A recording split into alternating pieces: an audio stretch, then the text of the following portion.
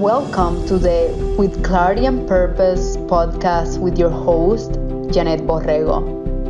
Each week, I bring you an inspiring person or message to empower you to live life on your terms so you can be who you want to be, do what you are meant to do, and have the life you deserve to have.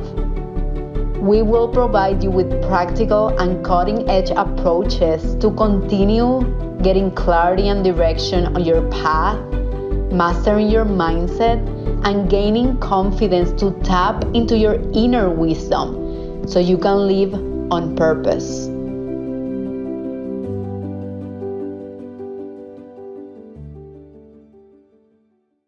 Hi everyone. Happy Wednesday. I am so excited to be here with you, mainly because we are bringing back the podcast on a weekly basis. There was a little break I took when I switched the podcast from weekly to monthly because I had so many things going on. And of course, as you may know, I'm a one-person team, but I recently hired my operations business manager. So we are growing, we are expanding, and as an entrepreneur, you're figuring things out as you go. So thank you so much for still being loyal to the podcast, still being loyal to this mission and vision of empowering the world, of us, each one of us stepping into the person who we are meant to be so we can add the most value we can to this world and we can continue serving. So thank you so much. I appreciate you. I can't say enough of that. So again, thank you for tuning in.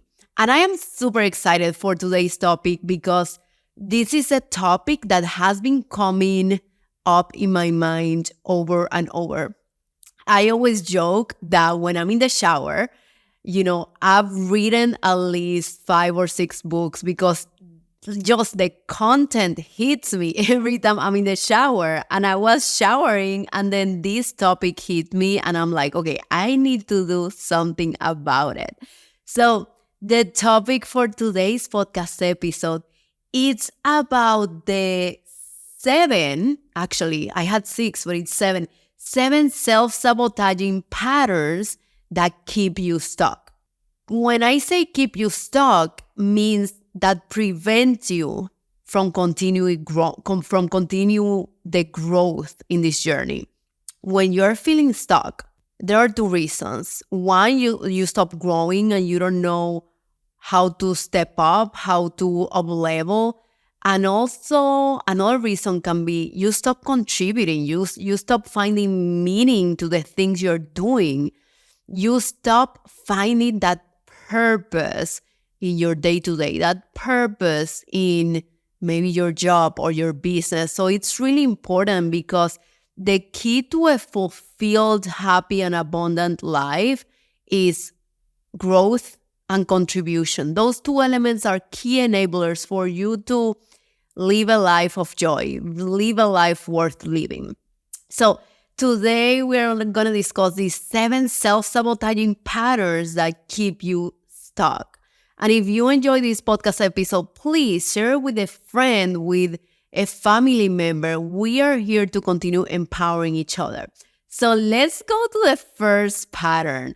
And these patterns are based on my experience and based on my experience with the coaching clients I've had. Because at the end of the day, we are all human beings. So I can see patterns that repeat. It doesn't matter your background. It doesn't matter where you're coming from, who you are. We all have similar behaviors or negative patterns that keep repeating. So pattern number 1, I can do it myself. I can just do it myself. I can figure it out. I don't need help. I don't need to delegate anything. That's a pattern number 1. Last year, I had an amazing coaching client and she has a daughter. She is relatively a new mom. I mean, her daughter I think she's like 4 or 5 years. And if I remember well, she was like, Janet, I have so much going on. I'm working my 9 to 5. focusing on my daughter. I have a husband. I have all of these things going on. And I was like, hey, why you don't hire some help? Do you have the financial means? Yeah, I do. I have the financial means. So why you don't hire someone? And she was like, I can do it myself. No worries. And we end up exploring deeper what I can do it myself means. And many times that is rooted in feelings and beliefs of unworthiness. Because only the people that ask for help, only the people that ask for support, only the people that is willing to invest in themselves, is willing to invest in someone else to help them, those people have higher self-worth than the people that think they can do everything themselves. I'm sure you have heard this quote that says, alone you can get so far, but with a team you can get much farther. The quote sounds way nicer than what I said, to be honest with you. But the thing is, like, if you look at these big organizations or the big visions and the big missions, or maybe the big social movements, maybe they started with one person, but they really started becoming influential when a team, a community of people came together. You deserve having your own village to help you, maybe with your kid, with your business. I used to run this pattern. I used to think, I can do it myself. I don't need to hire a mentor or a coach, or I don't need to delegate help. But then I realized, why not? Why not actually enlist help so other people can help me and I can focus on the things I enjoy? I can focus on the things that add value, that are more strategic. And this applies to your family life. This applies to your career. This applies to your business. The only way you can grow, scale, be happier is by building a team of people. I remember the first time I hired my first coach ever, which was a long time ago, or the first time even I invested in a training or in a certification. I started to dig deeper within myself, and I started understanding that the I can do it myself mindset, yeah, that's a possibility, but it's going to take me way longer than working with someone who has paved the path, than working with someone that has a formula already that works. That I can do that formula, sure, I can customize it, but I can learn so much from people who have already gone before me. That's why mentorship is important. That's why coaching is important. In my case, I'm a self-mastery coach. I help people fulfill their potential with clarity, confidence, and courage. I help them manifest what they truly deserve by being who they are meant to be. That they can do it themselves, sure, they can figure it out. But my formula works, and it works relatively fast. I mean, my program is 6 months. Yeah, it's a lifelong journey. After that, you still need to keep putting the effort like anything else, like working out. But isn't it way faster, more efficient, more strategic to actually enlist that help? The I can do it myself is a self-sabotaging pattern that is rooted in feelings and beliefs of I'm not worth getting support. I'm not worth getting that help. And you can change it. I used to run this pattern like I mentioned before, and now I'm a master of enlisting help, like literally. And I mean, this year I've hired my coach, I've hired a marketing team, I've hired my operations business manager, and all of that has gotten returned because I put the effort, I put the action. So I don't have the minimum doubt. It will get whatever you decide to invest on, if it's help from a nanny, help from a coach like me or anyone else, is gonna be totally worth it. That client that I mentioned at the beginning of the podcast episode, she ended up hiring that nanny, but she had to overcome those feelings of feeling unworthy, those feelings of feeling that she didn't deserve that help. And when she did it, she was so happy. She was so happy that she did it. And she was able to find more time somewhere else, to enjoy more life, to know that she's worth getting that help. So that's the first pattern. I can do it myself. Yes, you can, but wouldn't it be faster to get help from someone else? You even feel better because human beings, we are meant to belong. We are meant to be sharing this journey in community. Recently, I hired a physical trainer. So another another team member, teammate. I mean, it's the same thing, right? I hired a physical trainer. He's actually the husband of one of my friends, and she was my coaching client. And I could do it myself, sure. I could watch YouTube videos and try how to lift weights, but he knows better. He knows about the right form. He knows about physical therapy. The other day I was like, George, my knee hurts. I think my knees are messed up. And he was like, no, it's not your knee. It's upstream of your knee. It's your quad. And I was foam rolling and I realized that I had a big knot, which tomorrow I have a massage and I'm deeply scared of the pain I'm going to feel, but I'm ready. I think I am. But I could have done that myself. It would have taken me much longer to do it right. But with his help, he can teach me. He can show me the way and the ropes already. The second self-sabotaging pattern that is preventing you from growing is a fear of commitment. The fear of commitment to yourself, the fear of committing to a journey, the fear of committing to consistently showing up. And for that, you need accountability, of course. If you're not someone who, if you're someone who has been inconsistent in the past, which we all have been there, right? I think consistency is not perfection. When you are trying new things, it's natural that you're going to get off track. It's normal. That's a good sign. That means you're trying something new. The key thing is to get back on, to exercise that muscle of resilience. The fear of commitment, when I talk about that, is whenever we are like, oh, I want to try this for 1 month and see if it works for me.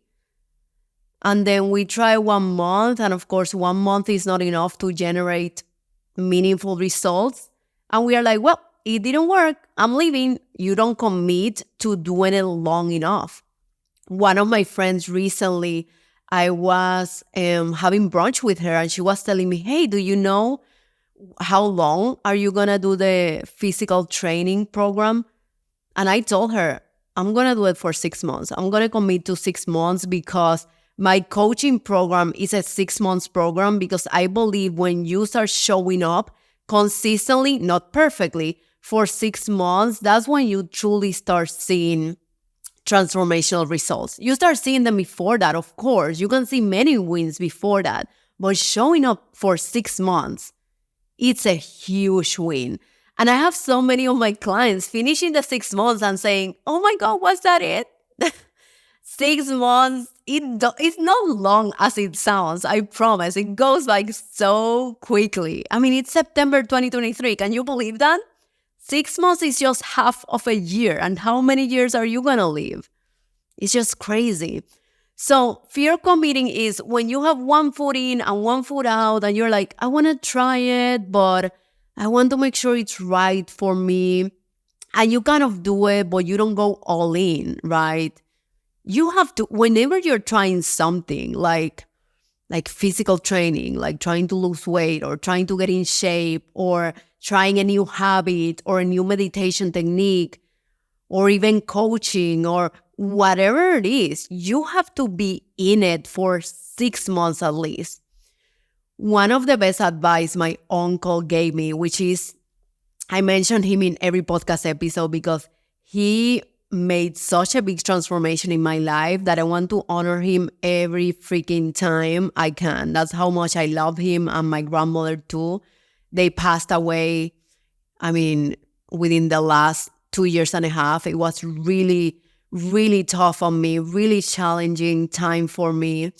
So to keep him alive in my presence, I always mention him because there are many advices he gave me that he completely changed my life in ways that I couldn't even see it at that moment.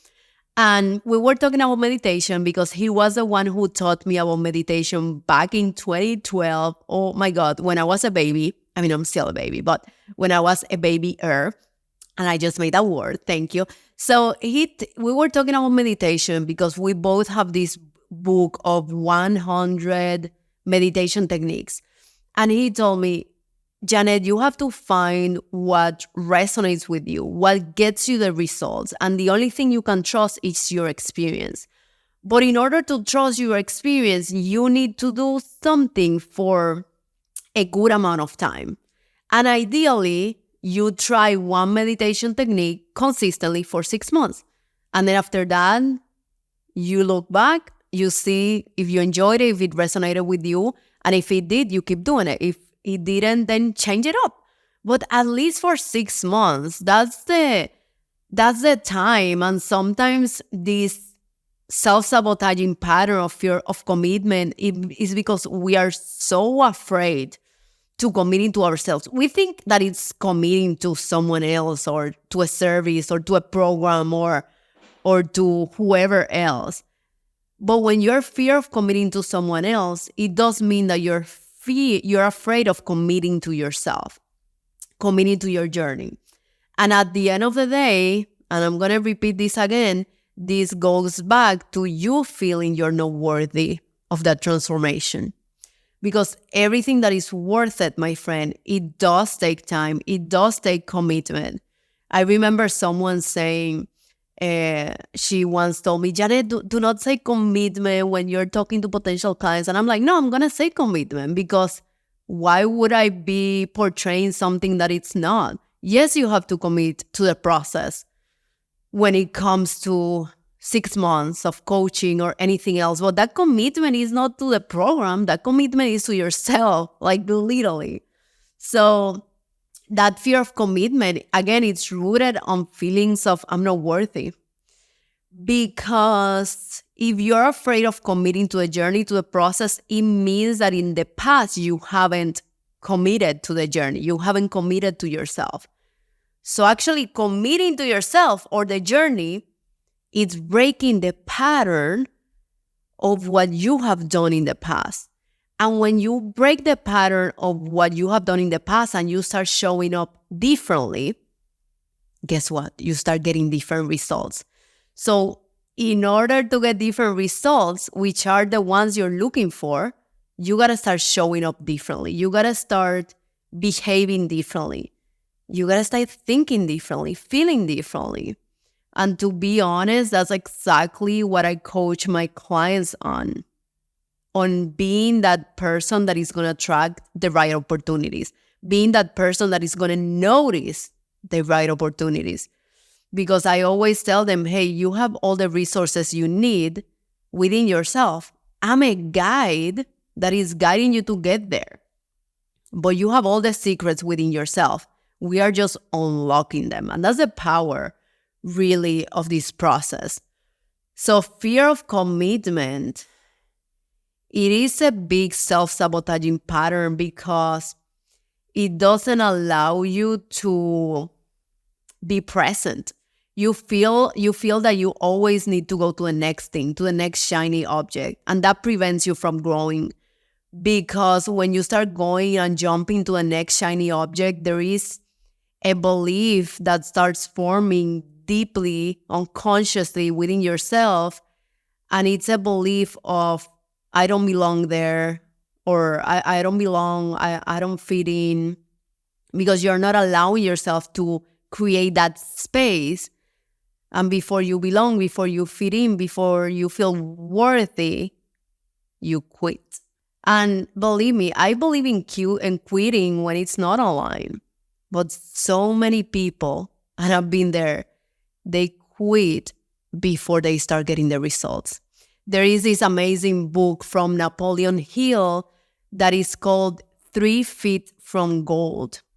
And it's all about this story of this guy who was looking for gold for so long, and he quit literally 3 feet before finding that goal. And after he quit, someone else continued his path, his journey, and he found goal 3 feet away from when he gave up. Isn't that crazy? 3 feet from goal. It's a life-changing book. I loved it. Another thing that I was going to mention here, I love Robin Sharma. He wrote the 5 a.m. Club. Highly recommend. It's all about waking up early, but it's a long book, so it's pretty impressive, the message that he carries. But he says, related to this self-sabotaging pattern, part-time commitment delivers part-time results. If you want to commit part-time, then you're going to get part-time results. So the real question is, what results are you wanting to get? Because that will also be linked directly to the commitment that you need to make. So that was the second self-sabotaging pattern. The third one is, what if I make the wrong decision? I was coaching a client 2 weeks ago, and she recently moved to Mexico to this amazing leadership position, and she was trying to find apartments. She's staying with her mom, but she's trying to find a new apartment. And she was telling me, Yanet, I'm just afraid of making the decision and committing to it, because what if it's not the right one? And I reminded her, decisions are temporary. Yeah, you decide with your gut what feels right. You find an apartment that you like. But even if you don't like it 1 year after, just change it. It's totally okay. We are so afraid of the permanency of things. Well, not a single thing is permanent. Everything is temporary, by the way, including our lives. So what if you make the wrong decision? There is no wrong decision. You can always change it up. And another thing, to make decisions, you need data. To make decisions, you need more data. You're going to get more data only by making decisions. So if you make the decision, you don't like it, that's data. Utilize it for the next decision. As long as you keep utilizing that data, you're going to be making better decisions. And another thing, there is no failure, only feedback. Instead of thinking, what if I make the wrong decision? What if I fail? Think about it like, I want to make fast decisions. I mean, with the best information you have. This is not about going crazy, of course.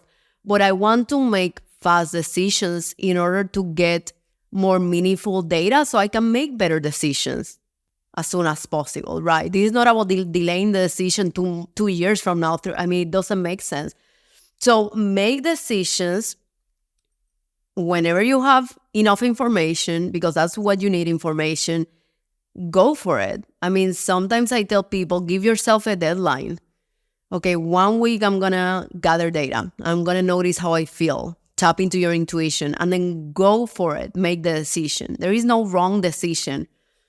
Sometimes we get stuck in this duality of right or wrong. There is no right or wrong. Of course, yeah, of course. If you go to the criminal justice court, there is right or wrong. I'm not saying that, but these decisions are not temporary. And honestly, most of the decisions we are worried about, the consequences are minimal. Like, there is not much risk involved. So just make a decision that feels right.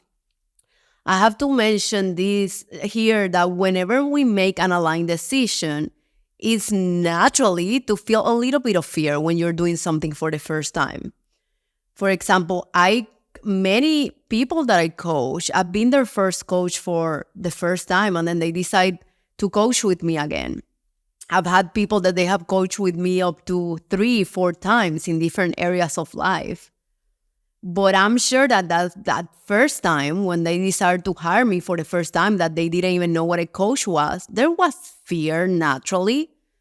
They were like, what is this? What is the result I'm going to get? It is normal to feel fear.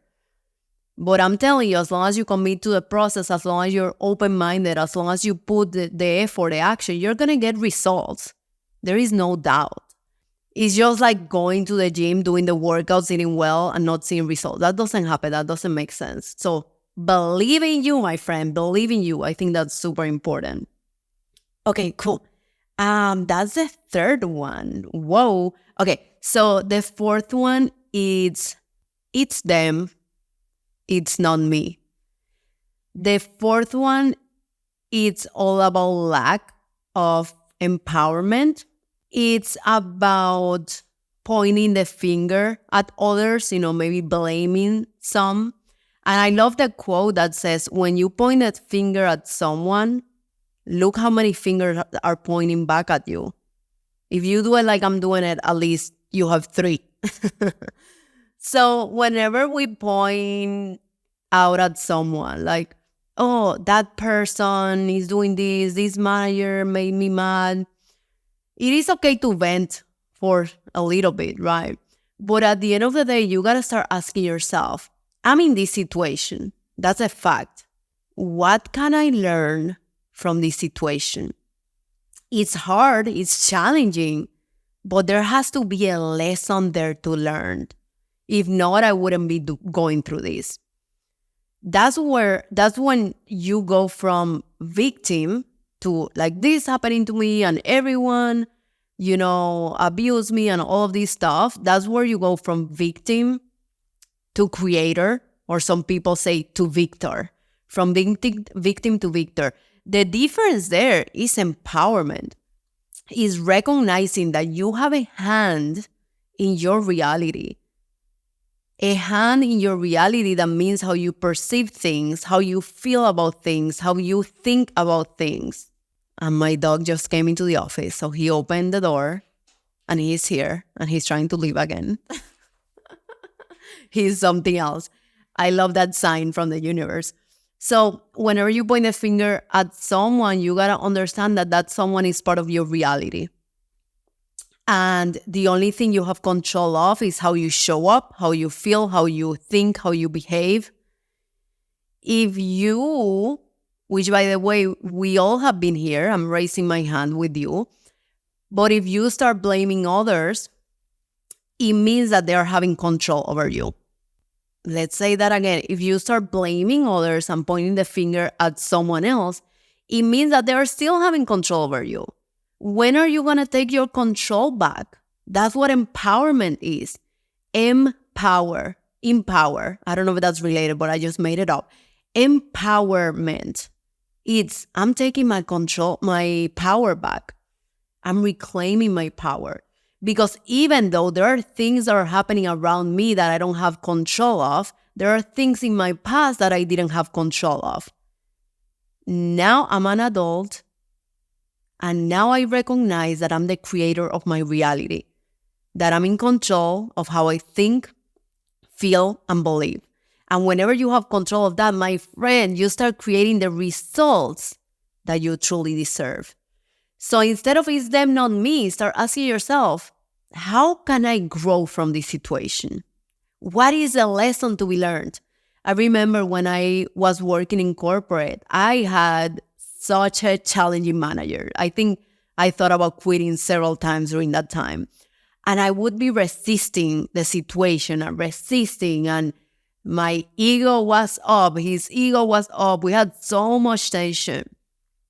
And I remember walking to my car from the office and thinking, what am I not seeing here? Why after 2 months I'm still struggling with this? Why am I still struggling with this? What is a lesson that I haven't learned yet? And that lesson for me at the moment was flexibility.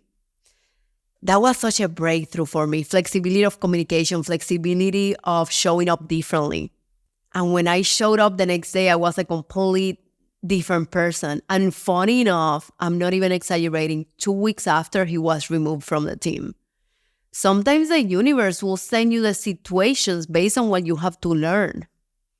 And when you learn or you feel more in alignment still in that situation, or things that you were struggling with disappears, the key is to show up empowered and to look at the lessons that you are learning throughout your path. Okay, those have been for number 5. Oh my God, I think I had 8. See, I don't know how to count, even though I'm an engineer. And no, there are 7. Okay, cool. Okay, 1, 2, 3, 4, 5. I have them in my phone here. Okay, so number 5 is procrastinating. Procrastinating. Do you know, and I used to be there, do you know how many people procrastinate? And you may be one of them. No judgment, full acceptance. Let's look at the facts. I was there for a long time. I mean, I've gotten so many certifications for my coaching business, so many certifications in subconscious reprogramming tools. And for a long time, I was learning and not really building on my business. But I mean, let's be honest, right now I use all those certifications, all those tools every single day in my coaching business. But I've definitely run this pattern of procrastinating learning. This is when you procrastinate by learning and you are just not ready to take action until you learn everything and you learn how to be perfect and show up perfectly. You need to break that pattern, my friend, because you know what you will learn from the most? Experience. What you learn from the most is experience, because again, like everything else we have discussed, what you need is more data and more data to learn. And the only way to do that is to show up and mess up. Ooh, that should be a tagline. Show up and mess up.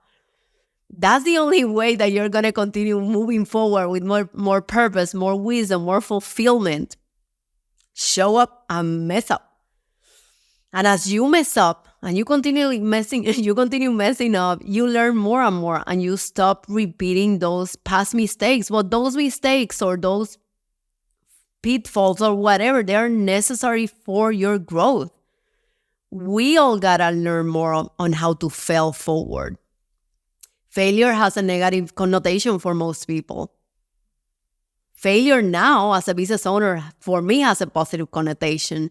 Failure is the enabler to success. Without failing, there is no success, because how are you going to learn? How are you going to learn the way to success if you don't fail, if you don't mess up? So stop procrastinating. And if I'm the first one to tell you this, you are ready to take action in whatever you want to take action on. Do not delay your sense of fulfillment, your sense of maybe creating that business, creating that side project, asking for that promotion, getting that nanny to help you in your house with your kids. Do not delay that anymore. Okay, pattern number 6. What would people say? What would people say if they know I'm coaching? Yeah, they would say like, wow, you're committed to your success. That's amazing. So many of these stories of what would people say, they are created in our mind, by the way. And a lot of times people don't even think that. I call it, when sometimes or maybe this is me, you're driving and you're daydreaming of the possibilities. Many times we are nightmare dreaming, like imagining the worst case scenario that people are going to judge us. And if people judge you, what? What happens if people judge you? They're going to judge anyways. So why not start living your life in your authentic truth? Why not start living a life that you're proud of, that you're happy, that you wake up excited every single day? Why you don't start embracing your uniqueness and your difference and your magnificence of who you already are? It does take some deprogramming to strip those layers of who we have been programmed to believe we are. Most people accept their life. They don't create their lives. We are here and you're here in this podcast because we are all about that creation energy. That creation energy of creating our reality and creating our possibilities, our life. Everything and anything is possible. I'm here to remind you that over and over.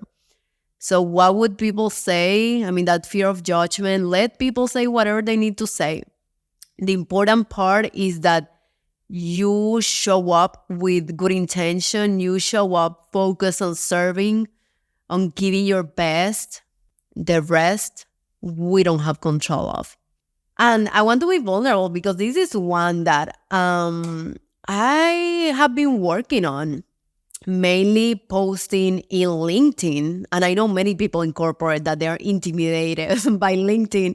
I even thought about making a podcast episode about LinkedIn and the fear of judgment, because LinkedIn sometimes has this sense of more structured and more professional and more, I don't know, it just has a different feel that Instagram, that is more relaxed, laid back, more social.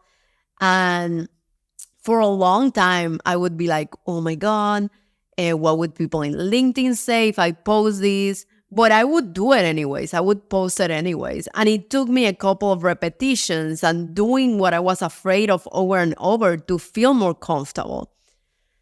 And now I give my best, when I post in LinkedIn, I create a storyline. I make sure that it's value added. I make sure that it's good for me, good for others, good for the environment, the community, that my intention is good. And when those requisites are met, the rest is out of my control. So what would people say? Who cares? My question is, what would you say? That's the most important question of all. What would you say? Are you proud of the thing you're putting out there? Is your intention good? Are you doing it from the heart? That's all that matters, my friend. And the last one of my favorite ones, the seventh self-sabotaging pattern: waiting until crisis hits or you touch rock bottom to make a decision that is aligned. We have, at the subconscious level, we have embedded this pattern. We have been programmed with this pattern to not ask for help until it's too late or you're in a crisis, to not start with a daily routine until you feel you want to cry every single day. Funny enough, I had this client 2 years and a half ago. I actually saw her last week. She's living in London. She completed her MBA. She's living her best life.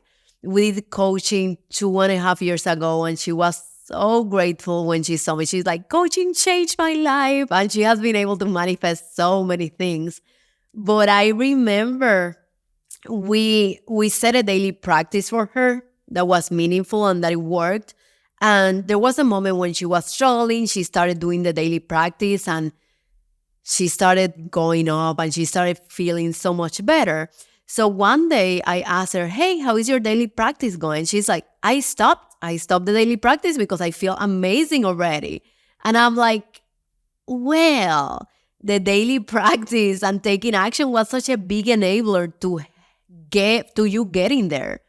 So maintenance, it's important. So please, start doing the meditation again, because that's what's going to elevate you still to that frequency of feeling good, or of feeling abundant, of feeling fulfilled. Do not wait until crisis hits, until you touch rock bottom to reach out, to seek help, to get mentorship, to look for a coach, to anything. To start meditation practice, to go to an in-person event, to start building a community. Do not wait until it's too late. Be proactive. Become aware of your decision drivers. Become aware of your decision drivers. If your decision drivers have been pain, which by the way is very common, I've been there. If your decision drivers have been pain, have been fear, realize that those patterns of waiting until fear and pain and crisis hits are not sustainable over time.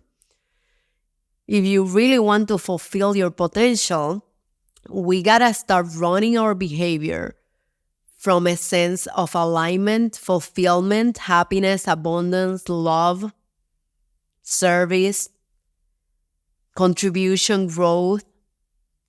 Those are the things that are going to allow us to live a sustainable, happy, and fulfilled and abundant life. It's all about love. It sounds cheesy. It's all about love. It sounds cheesy, but the more I do deeper work with me and my clients, the more I realize the truth and the depth and the power of that statement. Do it for the love of yourself and do it for the love of serving others. That's the key, my friends. I truly hope you enjoyed this podcast episode about the 7 self-sabotaging patterns that prevent you from growing, that keep you stuck. If you enjoy this podcast episode, share it with a friend. I also wanted to mention really quickly, I have one spot opening up in October for my one-on-one aligned coaching program. It's 6 months. It's highly transformational. I wanted to quickly read the testimonial, part of the testimonial from one of my coaching clients. Her name is Kim Le, and she's an executive recruiter.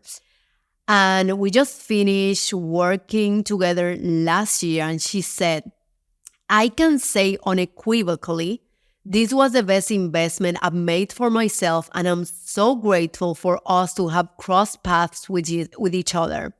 Yanet's guidance has improved my life in every facet, and I can see positive changes within myself and the influence I have with the people around me. Every success that I have going forward, I will always attribute it to Yanet, she's so sweet, who helped me rebuild my foundation in life.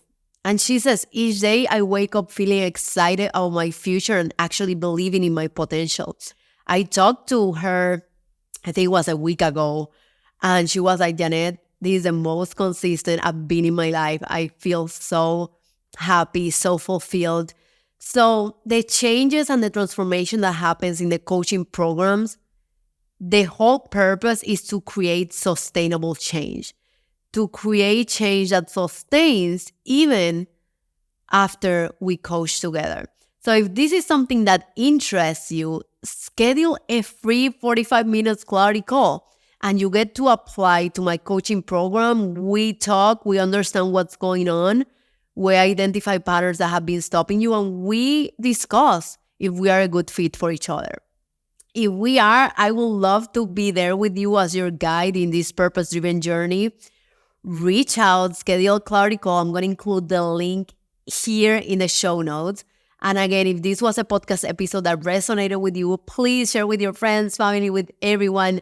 Let's continue building a world and a community of empowerment. Let's continue uplifting each other and spreading the light, spreading the love. Have an amazing week, and I'll see you next week. Bye-bye. Take care. Thank you so much for listening at With Clarity and Purpose.